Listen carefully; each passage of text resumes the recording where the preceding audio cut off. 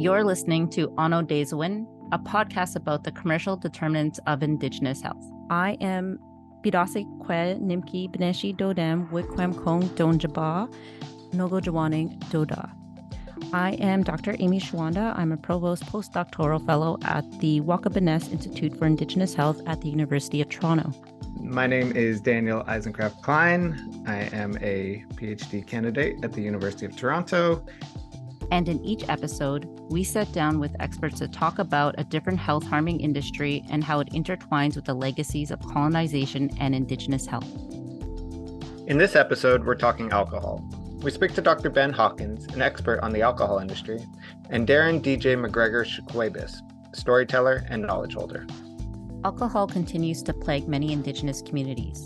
Today, Indigenous youth are 43% more likely to report using alcohol than non-Indigenous youth and begin drinking at much earlier ages. Overall, about 3/4 of First Nations community members report that alcohol is a problem in their communities. While many may know a bit about the current situation, the history of Indigenous people's relationship to alcohol often gets obscured. In fact, alcohol was first introduced to First Nations people by the Hudson's Bay Company fur traders. Prior to the first wave of European colonization, few Indigenous cultures in North America had encountered alcohol, but it quickly became standard practice to offer alcohol to Indigenous traders. As European traders document the harmful effects of alcohol on their Indigenous trading partners, and with the expansion of the liquor trade, that's when a negative stereotype of the drunken Indian began to take hold. In fact, European traders attempted to ban alcohol via the Indian Act. Through an amendment to the Indian Act in 1884, it became a felony for Indian people to purchase, consume, or enter a licensed liquor establishment. And the intention behind this law, which is very relevant to our podcast, was actually largely commercial. It was anticipated that Indigenous people would more diligently focus on farming their land if they didn't have access to alcohol. Now, the second facet of this podcast is the alcohol industry. There's a lot of research on the alcohol industry and on Indigenous alcohol use, but surprisingly little that combines the two. So we'll throw that out there to any researchers. But one of the better studies out there, which we've thrown into this chat, showed that Indigenous Maori children in New Zealand were 5.4 times more exposed to alcohol than their New Zealand European counterparts. More generally, the alcohol industry's continual resistance to regulations that make alcohol less attractive to youth and those struggling with alcohol use has intertwined those broader colonial legacies that we touched upon, combining to perpetuate an alcohol use crisis. Yeah, I really enjoyed this episode because we're talking with two experts that bring two very different perspectives. DJ is on the ground, working directly with youth, while Ben generally operates at a policy level. And I think it's those two lenses that allow us to explore the impacts of commercial determinants and colonial legacies, but also kind of remain rooted to attending to the issues on the ground. You know, much as my focus tends to be on policy solutions and upstream determinants, speaking to people working in communities serves as a useful reminder about the need to keep your work grounded towards helping those that actually need it. And I think this podcast does that. Now, with that said, miigwech for joining us today and enjoy the episode. Ani Kenawea, welcome to Aanoodizewin podcast. Today we have our guests, Darren DJ McGregor and Ben Hawkins. This episode is on the alcohol and alcohol industry. We will begin with DJ to share his knowledge about Indigenous people and the relationship and the impact alcohol has had on our communities. DJ? Ani bojo, nandawe maganaduk, nimki beneshi Indigenous ogamana menda do dam sagmuk and duchuba. My name's Darren McGregor. I am of the Sturgeon clan, and my First Nation is Sagmuk Anishinaabeg, which is about an hour west of Sudbury, Ontario. Alcohol, you know, for Indigenous people, we haven't had a beautiful relationship. The relationship has been tarnished. The relationship has had a very negative effect on our livelihood. And it's also had a negative effect on people who have an idea of what Indigenous people are or who Indigenous people are. There's stereotypes that have come across with alcohol and our people. I like to think a lot about our way of who we were prior to colonization, prior to 1492, when the people haven't come across that big ocean yet. And the amount of beauty I see that our people had by the way they live life, harmonious with creation and the roles and responsibilities everybody had, whether you were a young man, whether you were an elder, whether you were a grandmother, a grandfather, uncle, nephew, niece, you were that little Benoji, that tiny baby. You had a role, and your role was very important in society. It kept the roles that we had, kept the glue of our social structure together. When we think about how, like I said a long time ago, when everybody was together and that beauty was there, the livelihood of our existence was fruitful, it was zestful, and we say that we live the way Creator instructed us to on this planet. So that strong relationship with that Creator, whether we say Gije Manadu, which is great spirit, some people say great mystery, and that relationship that we understood how to be. So that harmony of with creation, with land, that respect that we had with animals when we were out harvesting fish or we're out harvesting moose, and that relationship as well with the plant life, whether we needed medicine, we talked to that plant before we needed what we needed from it. So if somebody was ill, we would talk to that plant and acknowledge that manado, that spirit of that plant, letting that spirit know that we're going to use you because you need to do some work over here. This whole relationship and understanding of life, we say, as we started going into the future, started changing, when the people come over and they started bringing with them a lot of new tools, whether it was like axes or knives, and eventually boats and nails and hammers and pots and pans. It slowly started changing our ways and started changing our relationship with the land. So prior to contact, when we harvested, whether it was a fisher, whether it was a raccoon, whether it was a wawashkesh, that deer, we talked to that animal. We let that animal know we're going to use you for sustenance. We're going to use your fur, your hides, so we can clothe ourselves. As time started coming on, those furs, we know from history in the trade era that, okay, buffalo, beaver fur was a very, very highly prized commodity, because in the European countries, those beaver hats were a sign of you were somebody special. So the value of beavers here were high. So you can trade and get a lot for beaver hides, beaver pelts. And part of that process of trade was pots, pans, knives, and as well, we say that's when that alcohol started coming into our livelihood. And as people embellished in alcohol, that we say it's like an altering substance. It alters our reality. It alters our emotional well-being. It alters our mental well-being, and it alters our spiritual well-being. In what we say, that those original instructions from Creator on how to live on this planet has also been altered, because we were no longer using that beaver hide for what we intended to do with it. Now we're trading for alcohol. And as we're trading for alcohol, when we say it's an altering substance, it altered a lot of those roles. So when we say our uncles are a very important part of our life, our fathers are a very important part of our life, our mothers, our aunties. And as that alcohol started coming into play, it altered the relationships that they also had with their children.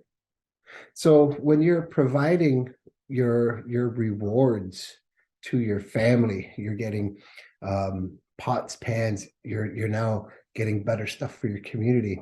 And then when you started getting that alcohol, it started that little weird rift on separation from the child with the parents. And we think about how long has this this substance been around our use, and it is fairly new to us. My grandparents were around in the late 1800s, and I'm the youngest of my family, so my mom's a little bit older, so she lived with her grandparents. So when we think about the 1800s, to us, it's just a couple of generations ago. And when you start thinking about the 1700s and the 1600s, there hasn't been a really long history. So a lot of the relationships that we would look for in roles and responsibilities of our uncles and our aunties, we say that alcohol has had a altering effect on those roles. When we think about our current situation, I remember in the 70s and 80s, I was born in 73, and in the late 70s, I kind of seen a lot of alcohol affecting our communities. I lived in an urban setting in Toronto, but we would always go back to our community in Saguenay, and we would go visit. And one of the main things that was a part of the visiting was everybody getting together and drinking. And when everybody's drinking alcohol, that part of relationship where normally, like, you come together as a family during the day and you're celebrating, you're having a dinner and this and that. For a lot of our older ones, their visiting was in the evenings or at nights that carried on all night. So that spirit of that alcohol, we know, has had a very, very traumatic effect on our people. When we talk about how it's an altering substance, we know it alters our physical being, being inebriated. It also alters our emotional being because it is a depressant, and it alters our mental well-being. Sometimes some of our guys are just not in their right frame of mind when they're under the influence of alcohol. And in the spiritual sense, they say that when you are under that influence of alcohol, that your spirit kind of shies away from you because it is afraid of what's going on and all that's there.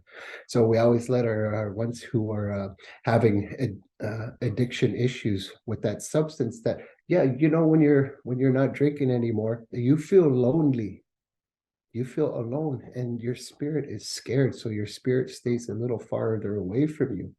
And as you stay away from that alcohol, your spirit will come back to you.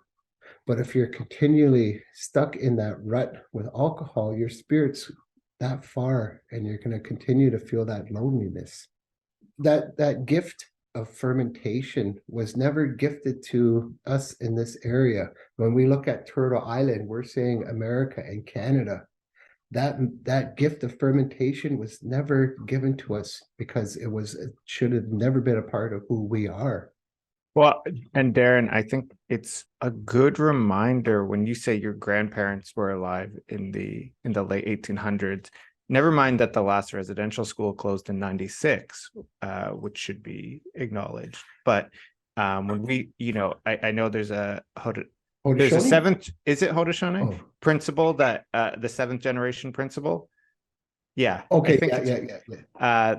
The idea that, your actions should result in a sustainable world 7 generations down. We're talking 2 generations away from some of the from sort of the creation of the nation state of Canada, or 2 or 3 generations that you're away from.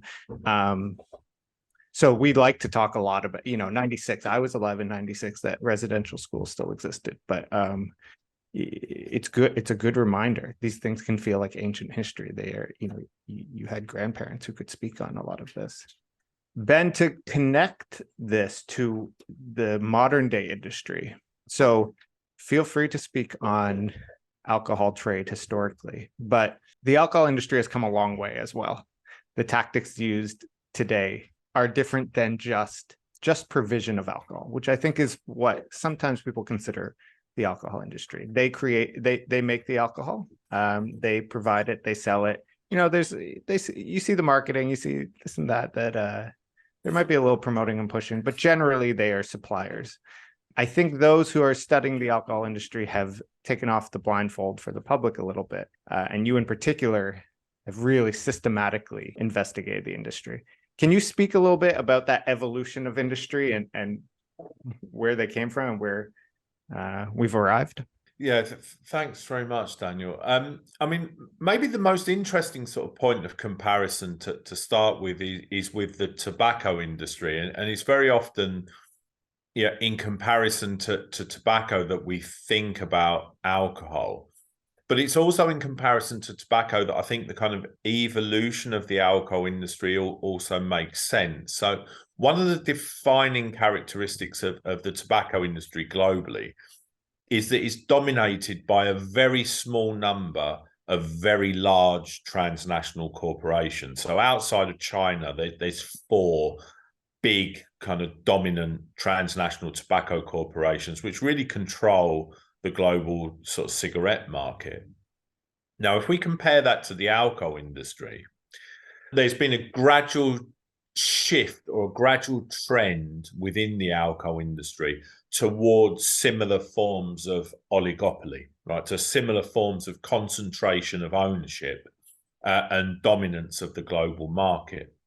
And that's particularly true within the beer sector. So the other complicating factor with the alcohol industry is it's a multi-sectoral industry. So the global tobacco industry is dominated by the kind of standard white stick cigarette. There is a cigar industry and a pipe tobacco industry, but the overwhelming, form through which tobacco is consumed is the white stick cigarette. The alcohol sector is more complex because we have different product categories. We have beer, we have ciders, we have wines and spirits. We have also different modes of consumption in bars and nightclubs, the sort of on-premises or the on-trade, we call it, but also increasingly consumption of alcohol sold through supermarkets and sold through shops to be consumed away from the premises in which they're sold. So the alcohol sector is sort of more complex than the tobacco sector in many ways, but it demonstrates this trend towards concentration of ownership, particularly, as I say, in the beer sector. So maybe if we take the kind of global beer sector as an example, what does this increasing concentration of ownership allow the industry to do? Well, first of all, if you control a large percentage of the market, you can segment your market in terms of different types of products or different brands within a product category. So you'll have different sort of brands of beer that will be marketed towards different demographics, different age groups, different genders. And also sort of you have very strong control over pricing. So the more that you control the market, the more you dominate a market, the more you can differentiate between products at quite sort of specific price points, which are designed to target people on different kind of income levels, or designed to entice people into the beer sector from other product categories or from not drinking at all. So what we have then is this large, global, transnational, extremely powerful set of companies which are able to exert an important structuring force over the markets in which they operate. The other thing which these companies do and in which they have significant expertise is kind of advertising and marketing. So one of the things that was evident, for example, at the end of the Cold War after the fall of the Soviet Union, as you had transnational corporations in various sectors, so in tobacco and alcohol, in food, entering these markets, consumption of these products went up. And partly that was a result of the fact that transnational corporations entered these markets and they brought with them this expertise in kind of branding and advertising and marketing. The other kind of trend we've seen in sort of recent years is towards, and this is sort of true of the United Kingdom, it's true of kind of Europe, and it's true of kind of North America as well.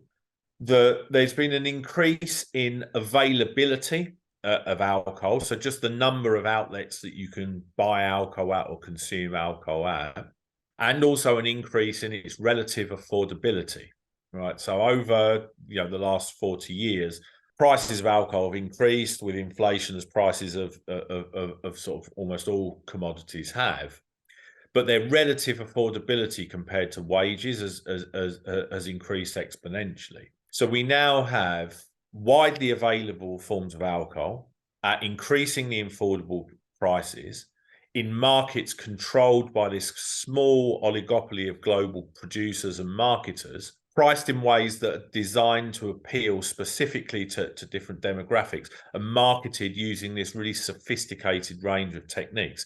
So this is, if you pardon the pun, a really pernicious cocktail of factors, which actually sort of, has led to the increase in sort of alcohol-related harms that we've seen in many countries. And at the same time, we have a completely inadequate regulatory response to this. So if you look at the kind of global consensus statement on alcohol policy interventions, there's broad agreement that if you want to reduce alcohol-related harm, you need to reduce aggregate population level consumption. So all of us need to drink less, essentially. Is this sort of herd effect around kind of alcohol consumption.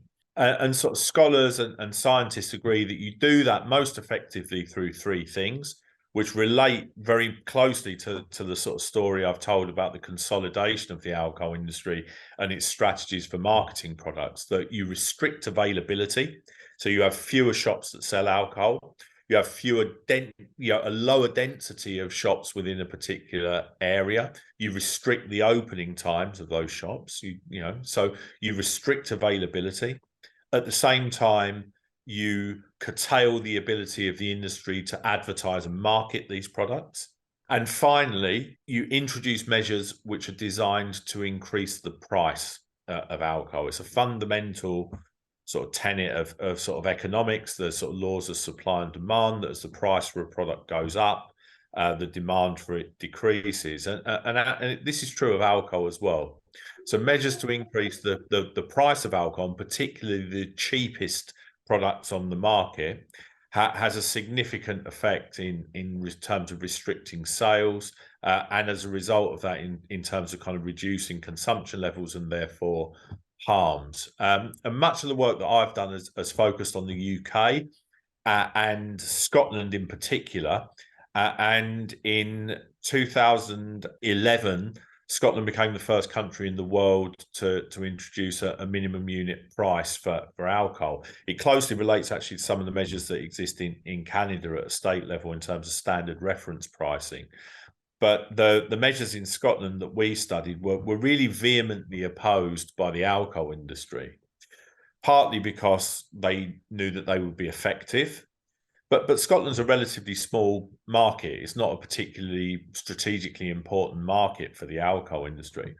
But the reason they opposed the measures in Scotland so vehemently is that they were worried that introducing the policy there would create a real-world case study with evidence of the effectiveness of this measure that could then lead to what political scientists call policy spillover, that the policy would be proved effective in one location and then it would be picked up in the rest of the UK, maybe elsewhere in Europe, and could even kind of transition to markets elsewhere globally.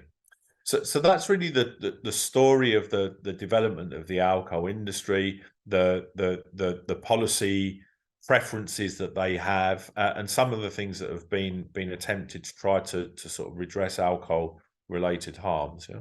So I'm just going to switch it over to DJ here for a quick second, because knowing how these companies operate their marketing tactics, how do you see this play within Indigenous communities and the work that you do with Indigenous peoples? We know our people to be very visual, right? We learned from example. When we never had a written language, and our way of learning was being showed on how to do something. You took your young one out hunting. You showed them how to field dress deer. You took them out in the bush to go harvest berries, to go harvest whatever you need to eat. So when we look at ourselves as a visual type learners, and as our friend was talking about how these marketing schemes showing people, oh, this is so much fun, we're having a blast, let's have a grand old time. So then we want to be a part of that because we like having fun. We celebrate constantly, we sing, we dance, it's a part of who we are. And when you add that in, it's enhancing everything that's going on. And right after that honeymoon's over of having your little celebration and you've reached that peak point with the alcohol and drugs or the alcohol, then you come down.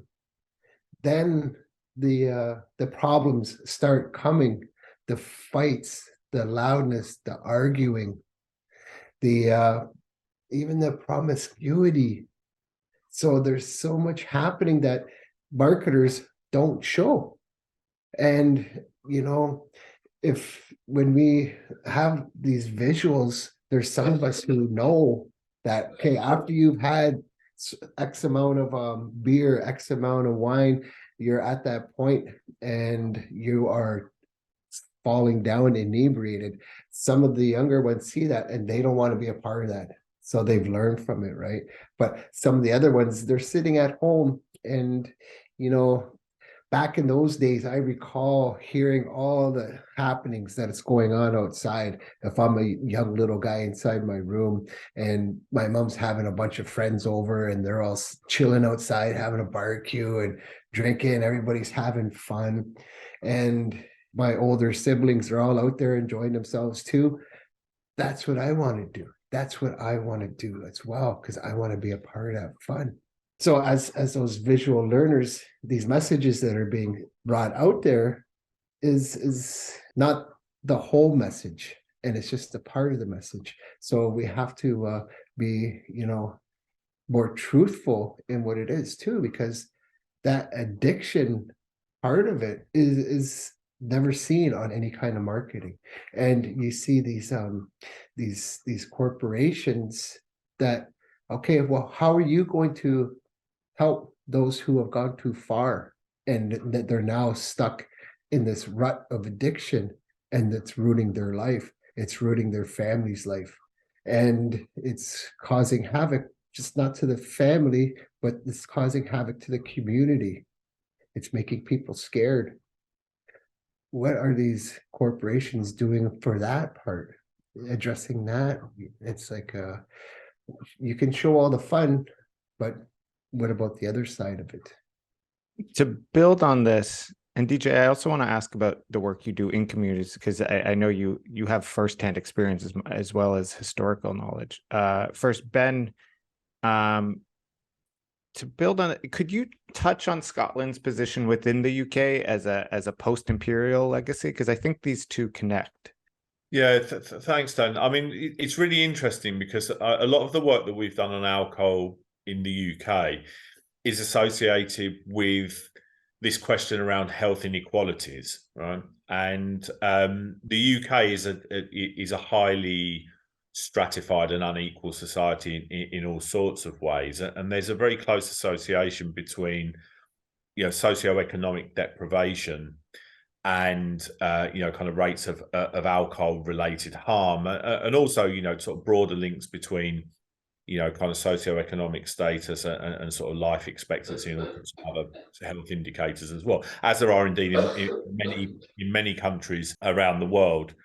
One of the sort of interesting things I think within the UK context is that we're a country of 4 nations, but England has this sort of dominant position, sort of economically, and also in terms of sort of size. Sort of it's kind of sort of roughly 90% of the population, and one of the factors I think that was really important in the development of UK alcohol policy was the political situation of Scotland within the UK, and the devolution of power to the Scottish government, and the desire for within the Scottish government to provide a specifically Scottish solution to a particularly Scottish health crisis, and that Scotland has sort of suffered from sort of significant health inequalities compared to certainly the wealthier parts of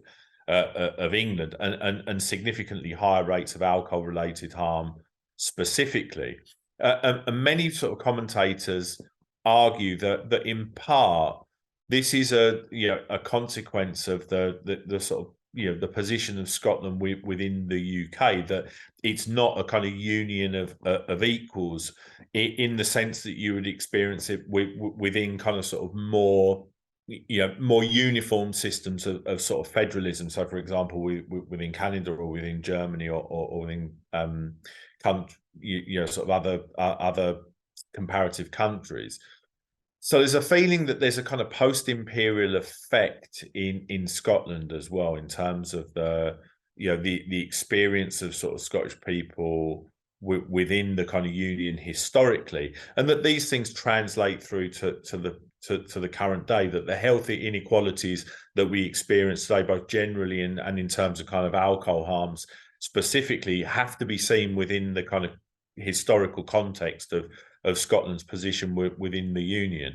And as I say, it's no accident, I think, that the Scottish National Party government, whose principal policy position is independence for Scotland, chose alcohol as one of their flagship policies. That it was both in terms of addressing a genuine and urgent sort of policy problem, but also one in which that demonstrates the way in which these issues have been neglected within the kind of Westminster system or at the UK level of policy making. I appreciate making these connections, in particular because I think a lot of what we're talking about here on the podcast has these overlaps with other communities, whether that's the Scottish imperial context or just more generally lessons that can be learned across jurisdictions. Because one piece I'm thinking about, and I think, Ben, I'll go to you here and then transfer it over to DJ, is you specifically mentioned the targeted marketing. And we have lessons. There hasn't been the kind of research that one might hope for in terms of targeted marketing of Indigenous communities, though we have a few pieces that show this is happening. But I wonder if you can speak on that targeted marketing of other groups. I know we know quite a bit outside of the Indigenous context. And maybe touch on there's a perniciousness to this. It's often communities that are particularly vulnerable that end up being targeted the most. Yeah, I mean, I have no direct evidence that the alcohol industry sort of are targeting Indigenous populations in Canada, simply because this is something that's out with the kind of focus of my research. But absolutely everything that I've learned about the alcohol industry, and I've learned about the sort of tobacco industry and other health harming industries over the sort of past decade or so, would lead me to be extremely surprised if they weren't doing that, partly because of what I mentioned at the start, that they're sophisticated marketers, right? So they segment populations by all sorts of characteristics, right? So income levels, age, socioeconomic bracket, people's interests. So if they weren't also profiling people on the grounds of kind of ethnicity or on cultural heritage, it would be kind of out of keeping with everything else they're doing. There's examples from the tobacco industry, for example, around the marketing of menthol cigarettes to African American populations, for example, that are quite widely documented in the literature. And the alcohol industry as well has followed sort of quite similar tactics to that. So it wouldn't surprise me in the slightest if that's what they were involved with. Well, on that topic, we will link this article in the podcast summary, but there has been a little bit of research on this. Chambers et al. Did this article, did the study in Alcohol and Alcoholism, a journal in 2018, where they found it was a great method. They put personal cameras on children under 18. So they were studying, using those cameras, they were studying how often children were exposed to alcohol marketing. And they found that Maori children, this was in New Zealand, that Maori children were 1.5 times more likely than non-Maori children to be exposed. So we know that this is happening. It's just not necessarily it can be complicated to actually label. Because I'm curious about the policies that Ben's speaking about. Like, because I know Ben said this to me, no one likes alcohol to be more expensive. Very few people want that personally. But do the kinds of policies that we're speaking on here resonate for you? What do you see as the solutions? And they don't have to be, the kind of policymaker perspectives we're bringing here. Like, is alcohol availability, time, density, pricing, does that resonate? Are there other pieces that we're not touching on here? I look at some of the backstory of, we'd say, like in the 80s and the early 90s. And I know during the 80s, there was a very, very large portion of people that consumed alcohol in a social setting. And if you look at the 80s and how many weddings and events that included alcohol, just like almost every weekend, there's always somebody getting married. So somebody rents the hall and then they're selling a bunch of alcohol at these community centers.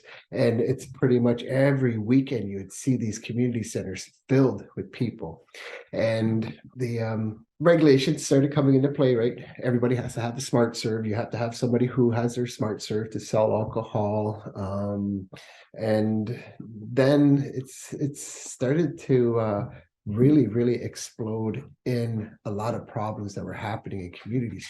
So a lot of these larger events, I remember even some powwows would have a dance as part of their powwow.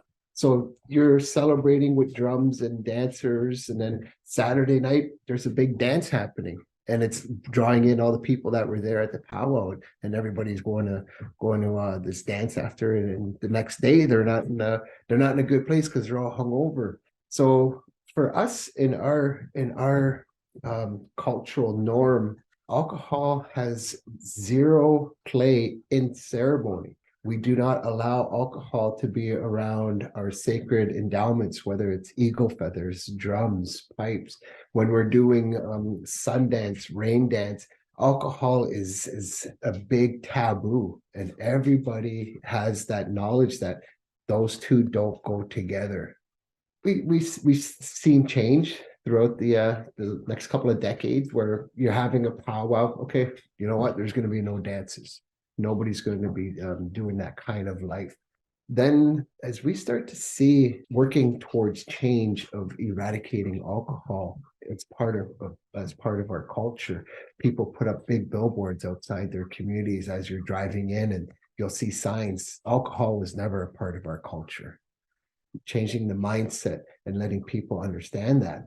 We're starting to see a diminishing effect of alcohol in our communities. It's not the way it was back in the 80s. In the 80s and 70s, it was a free-for-all, and everybody was engaging. And in a weird sense that with the decline of alcohol usage on communities, we're starting to see an increase with the narcotics.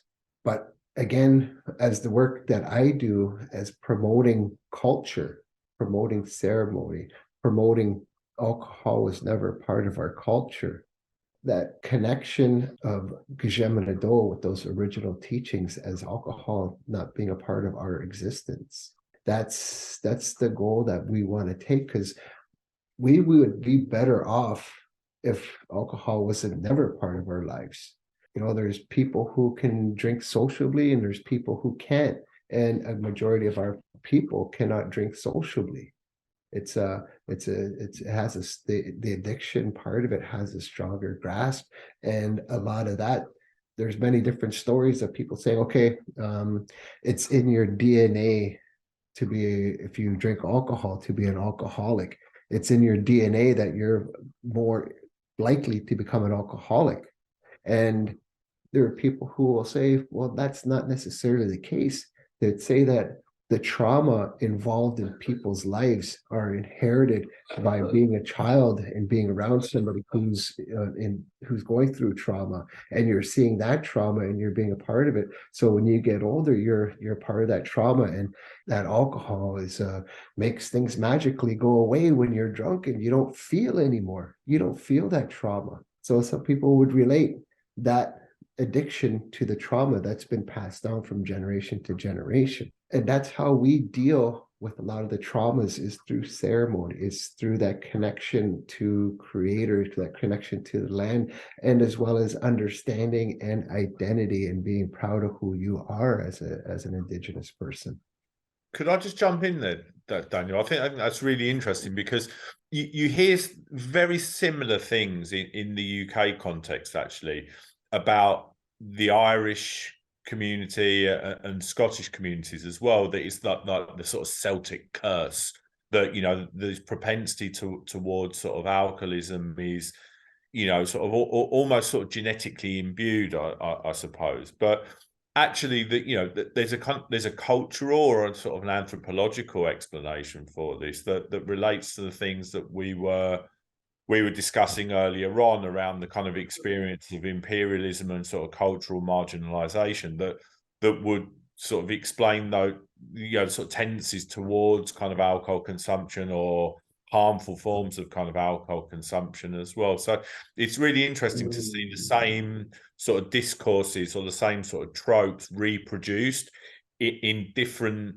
contexts as a result of kind of analogous, if not identical, sort of processes and experiences. And it just makes me wonder kind of what interests that serves, if we want to sort of relate it back to kind of power and sort of politics, that actually saying that this is something inherent to these people, you know, removes responsibility from the people who actually implemented the forms of, you know, sort of political and cultural marginalization that they've experienced in the first place, you know?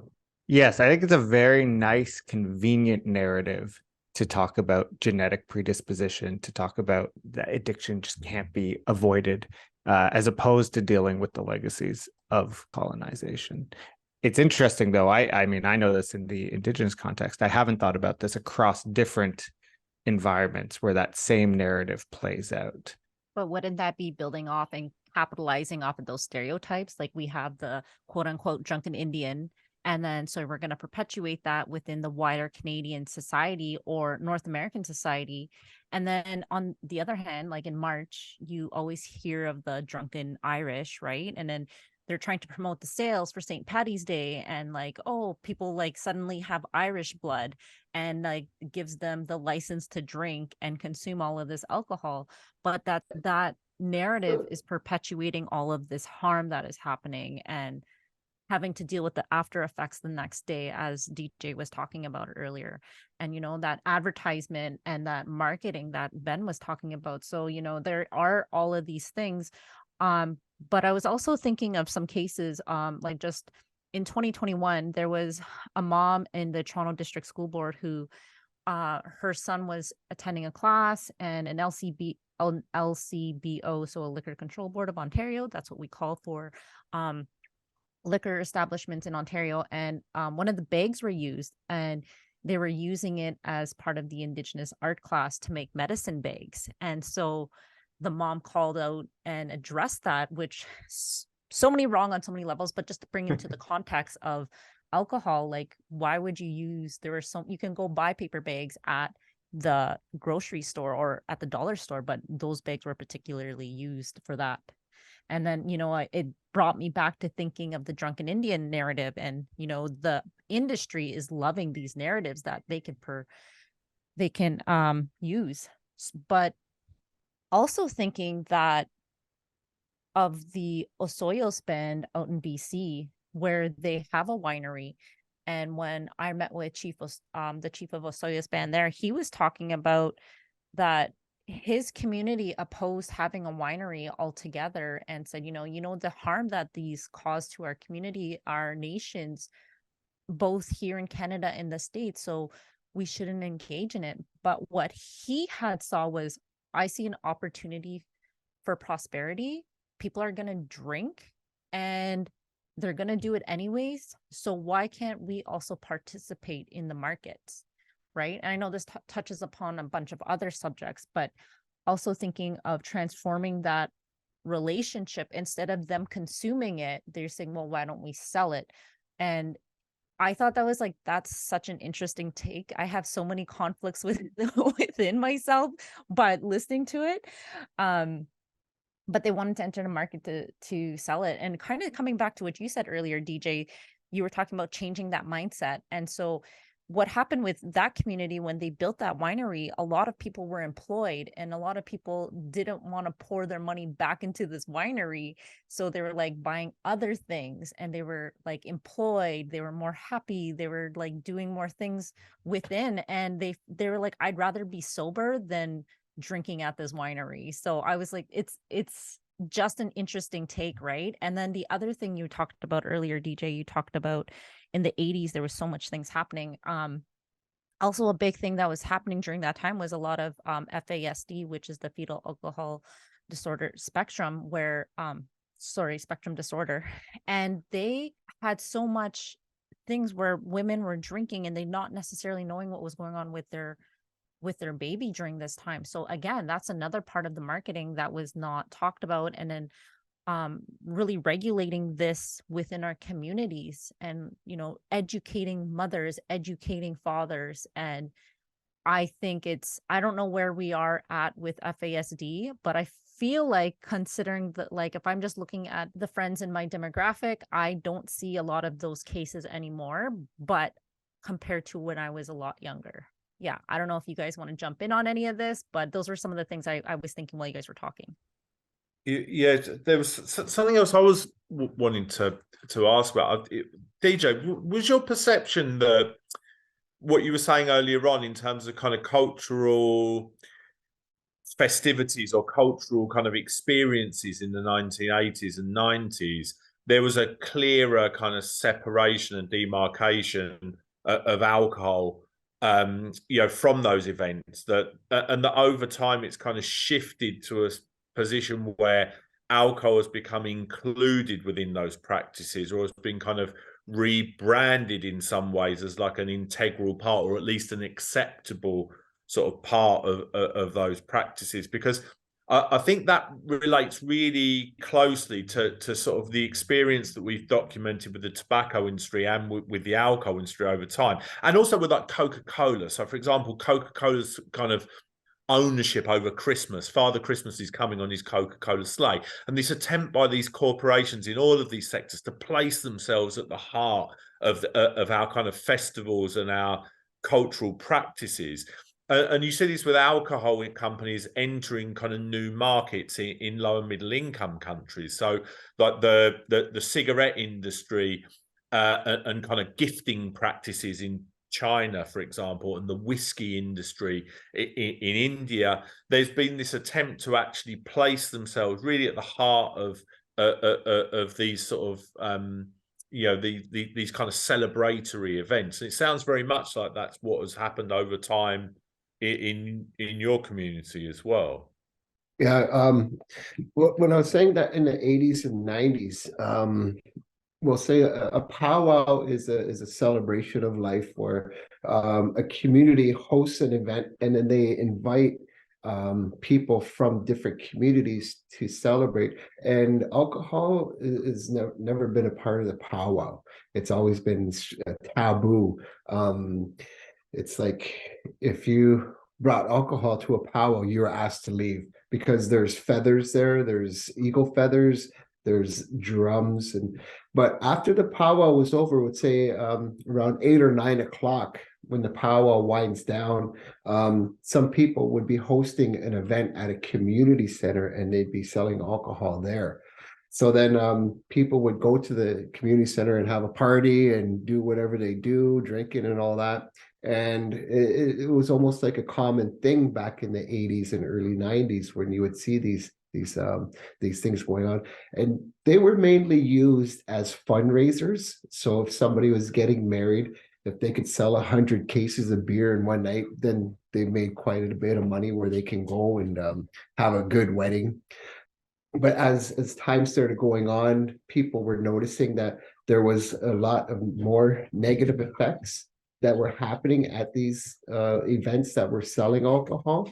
And as the powwow started, they didn't want alcohol to be known as part of their powwow. So they started excluding the alcohol and weren't necessarily allowing events to happen that served alcohol during the powwow weekend.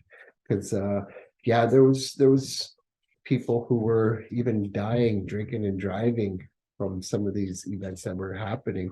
So people were very upset that alcohol was a part being involved in with those gatherings that are happening. So it was like, no, don't do that. And everybody kind of agrees along the same kind of lines. Okay, we're not going to do it. And you've seen that shift kind of in the late 90s up until where we are now.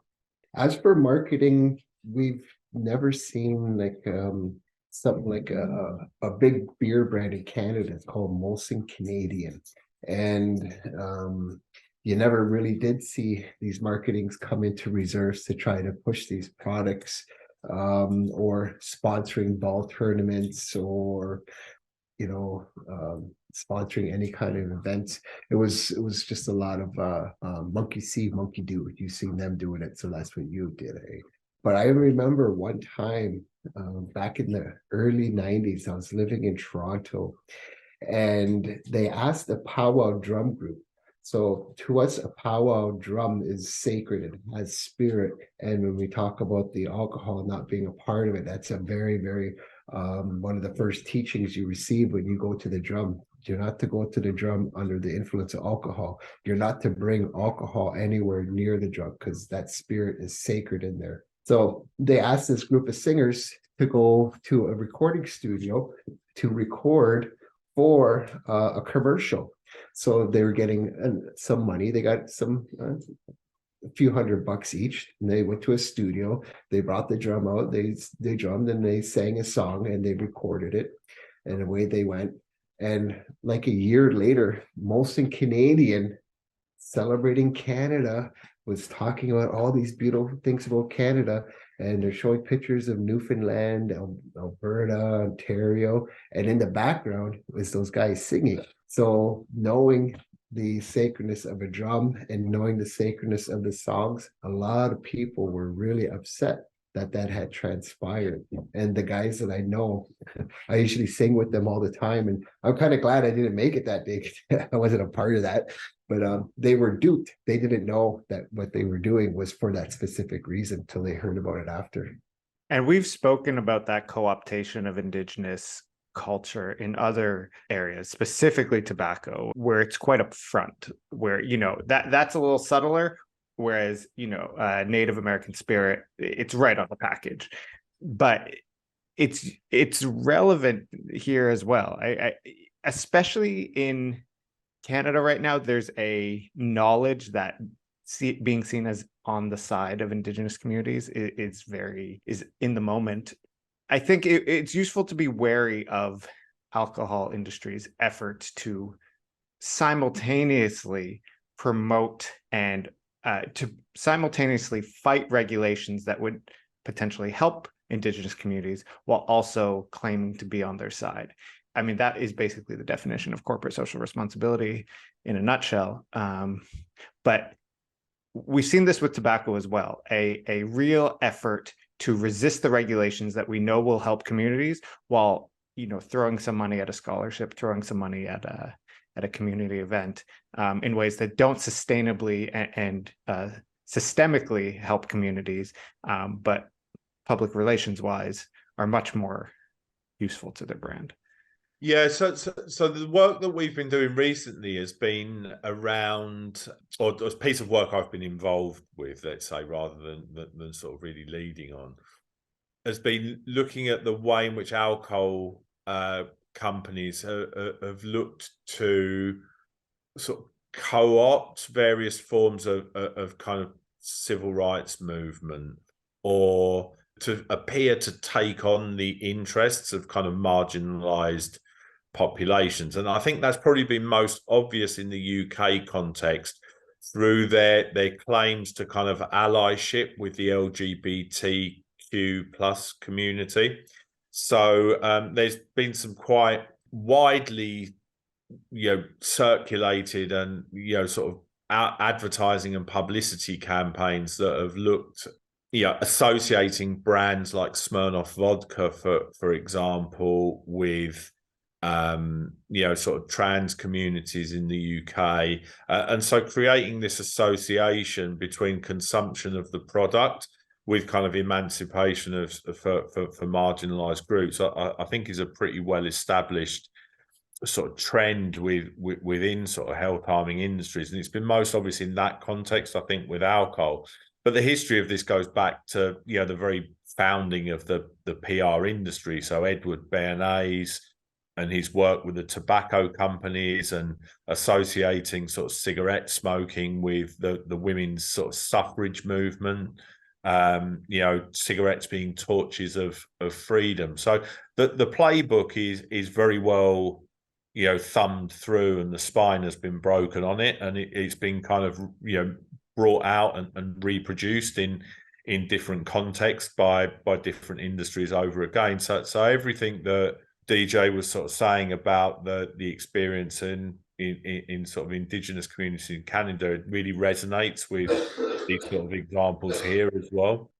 Companies who are pushing back against regulation claim to speak on behalf of kind of marginalized populations. So in the same way that we talked about in the context of marketing, you hear so in the US, for example, when they were banning flavorings of cigarettes, one of the big ways the industry pushed back against that is saying, well, this is a deliberately discriminatory policy because they know that African Americans smoke menthol at higher rates than other sections of the population. And I can imagine as well that similar arguments we saw made in Scotland with minimum unit pricing, that it goes, this is a policy which is going to harm the economically most marginalized people, or the people with the lowest disposable income who just want to have a couple of drinks on a Friday night.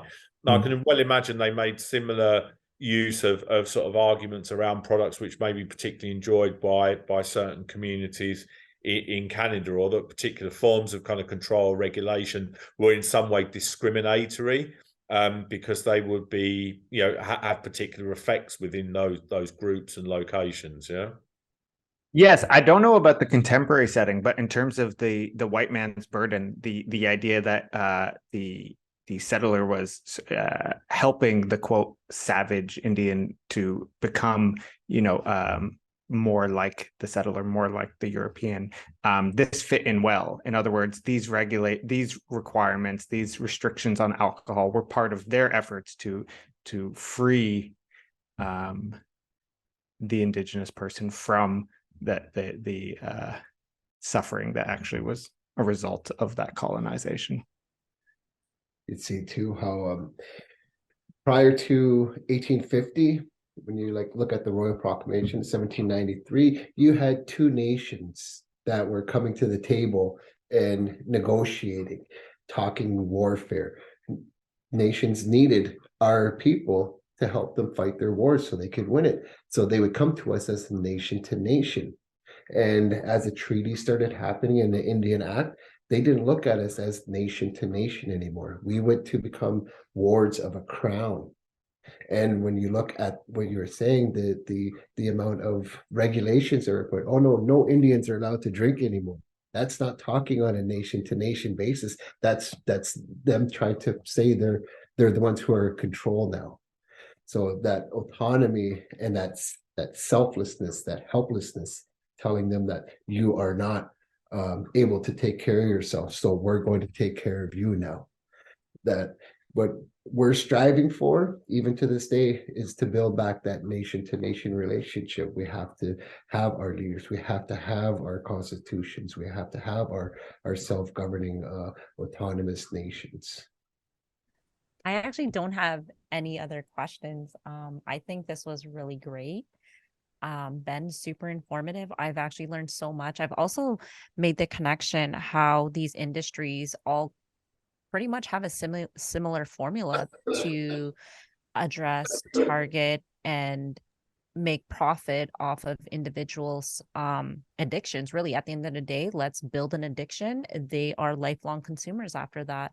And that is something that I'm taking away from these podcasts, listening to each speaker, bringing in our First Nations people to come speak, and you could see these impacts that are still alive and well happening today. So I just want to thank you both for coming on today, both Ben and DJ. I was even thinking about what you had said, Daniel, when we first came together to talk about this paper, and I was like, commercial determinants of health for Indigenous peoples. And I was really thinking about them. And I said, the first commercial enterprise that came here was the Hudson's Bay Company, and they were the ones that transformed our traditional ways of life, and they really impact those Cree and Anishinaabe nations when they first came here, and they began that trade. And like you said, you bring in the history of the policies that were passed, these laws, and again, the alcohol transformed our communities, and our members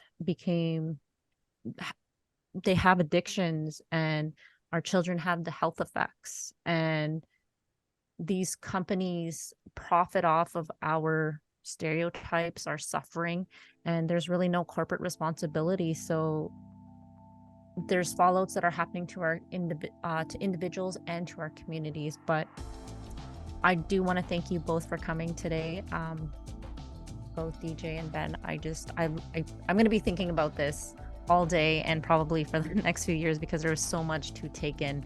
But yeah, thanks.